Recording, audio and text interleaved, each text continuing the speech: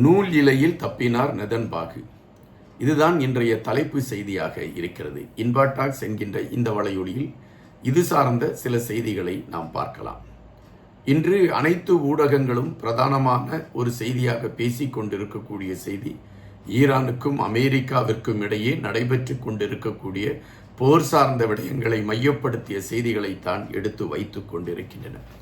நிமிடத்திற்கு நிமிடம் மாறிக்கொண்டிருக்கக்கூடிய அரசியல் களங்களும், நிமிடத்திற்கு நிமிடம் பேசுபடு பொருளாக மாறிக்கொண்டிருக்கக்கூடிய போரின் தாக்குதலும், ஒவ்வொரு நிமிடமும் ஒவ்வொரு அதிரடி செய்திகளை அது கொடுத்து கொண்டே இருக்கின்றன.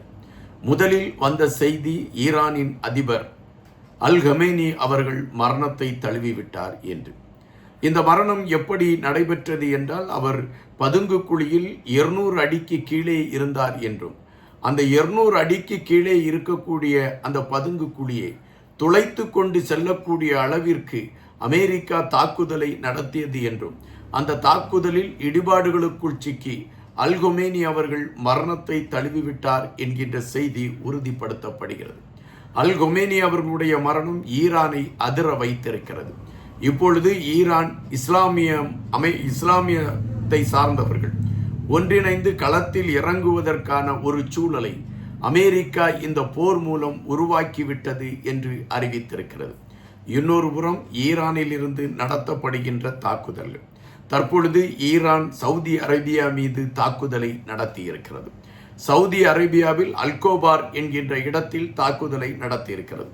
இந்த அல்கோபார் என்கின்ற இடம் தமாம் என்கின்ற அந்த பகுதிக்கு அருகாமையில் உள்ள இடம்.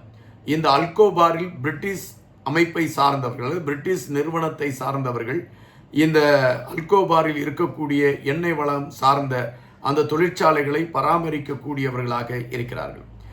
சவுதி அரேபியாவை பொறுத்தமட்டில் ஒரு காலகட்டத்தில் அனைத்து இடங்களிலும் மதம் சார்ந்த கட்டுப்பாடுகள் இருந்த சூழலிலும் அல்கோபார் என்கின்ற பகுதியில் மட்டும் சற்று அவர்கள் வெளிநாடுகளில் இருப்பது போன்று இருக்கலாம் என்கின்ற ஒரு நிலைப்பாடு அங்கு இருந்தது என்பதும், அதாவது சட்டம் மதம் சார்ந்தவைகள் அங்கு தளர்த்தப்பட்ட ஒன்றாக இருந்தது என்பதுதான் பதிவு.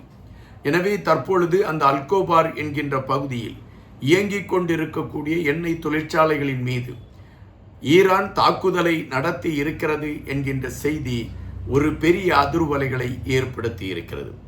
எதற்காக சவுதி அரேபியா மீது ஈரான் தாக்குதலை நடத்தியது? இதற்கு அமெரிக்காவிலிருந்து வெளிவருகின்ற ஒரு பத்திரிகை கொடுத்திருக்கக்கூடிய செய்திதான் காரணமாக இருக்கும் என்று குறிப்பிடுகின்றார்கள். அமெரிக்காவிலிருந்து வெளிவந்து கொண்டிருக்கக்கூடிய ஒரு பத்திரிகை, சவுதி அரேபியாவின் இளவரசர் எங்களுக்கு கொடுத்த இரகசிய தகவல்களின் அடிப்படையில்தான் அல் கமேனி அவர்களை அழிப்பதற்கான களத்தை அமெரிக்கா எடுத்தது, அதற்கான களம் உருவாவதற்கும் அதற்கான பாதைகள் அமைப்பதற்கும் சவுதி அரேபியா பெரிதாக உதவியது என்ற செய்தியை வெளியிட்டிருந்தது.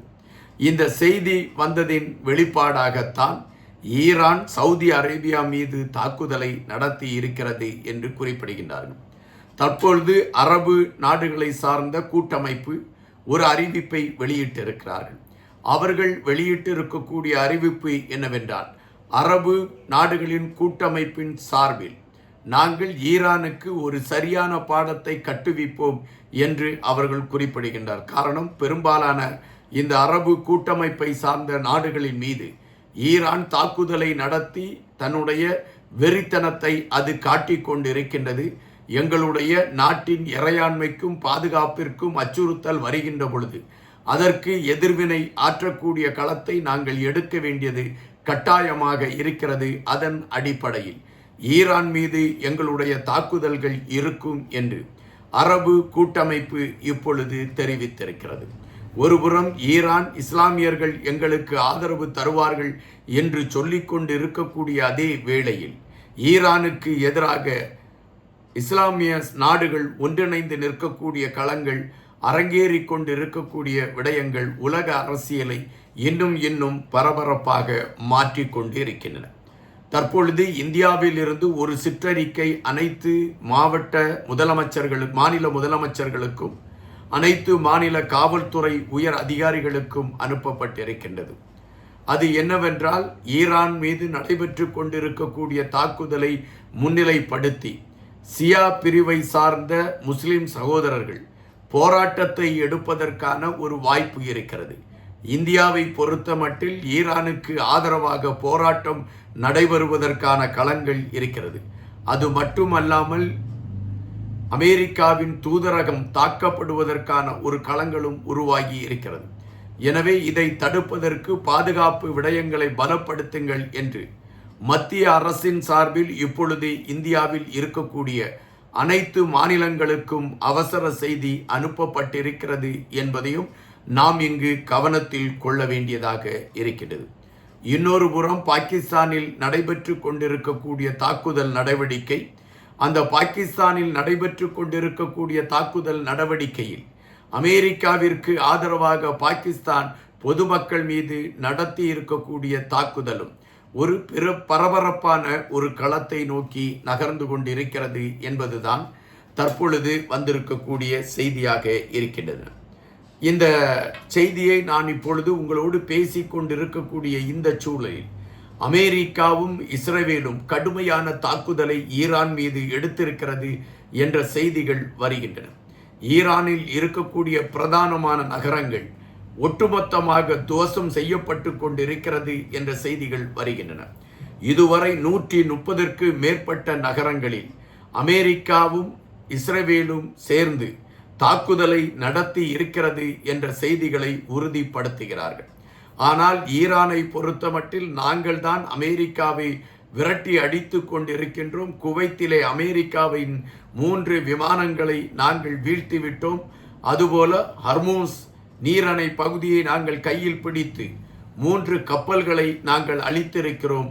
அதுபோல அமெரிக்காவின் மிகப்பெரிய கப்பலாக இருக்கக்கூடிய ஆபிரகாம் லிங்கன் என்கின்ற அந்த கப்பல் மீதும் நாங்கள் தாக்குதலை நடத்தி இருக்கிறோம் என்ற செய்தியை ஈரான் எடுத்து வைக்கிறது. ஆனால் அமெரிக்கா இதை மறுப்பு தெரிவித்து ஈரான் மீது தாங்கள் தாக்குதலை நடத்தி கொண்டிருக்கிறோம் என்றும் இதுவரை 505 பேர் மரணத்தை தழுவிவிட்டார்கள் என்கின்ற செய்தியை எடுத்து வைத்திருக்கின்றது அமெரிக்கா. ஆனால் ஈரான் இதில் எந்தவித சலசலப்பும் காட்டாமல் அமெரிக்கா என்ன செய்கிறதோ அதற்கு எதிர்வினை காட்டக்கூடிய களங்களை எடுத்துக்கொண்டு பயணிக்கிறது என்பதையும் நாம் இங்கு பதிவு செய்ய வேண்டியதாக இருக்கின்றது. தற்பொழுது வந்து கொண்டிருக்கக்கூடிய செய்திகளை வைத்து பார்க்கின்ற பொழுது ஒட்டுமொத்தமாக உலகமே ஒரு அச்சத்திற்குள் மூழ்க தொடங்கிவிட்டது. இது இந்த உலகத்தின் கடைசி போரா என்கின்ற கேள்விகள் பெரும்பாலானவருடைய மனதிலே எழும்ப தொடங்கிவிட்டது. இங்கு ராஜதந்திர நகர்வுகளை எடுத்துக்கொண்டிருக்கக்கூடிய சீனாவை, அதன் இரகசியமான நகர்வுகளை நாம் புறந்தள்ள முடியாது என்று பலரும் கருத்துக்களை பதிவிடுகிறார்கள். அப்படி சீனா எடுத்துக்கொண்டிருக்கக்கூடிய இரகசிய நகர்வுகள் என்ன போன்ற பல விடயங்களை நாளை உங்களோடு பேசுகிறேன். நன்றியுடன் இன்பா.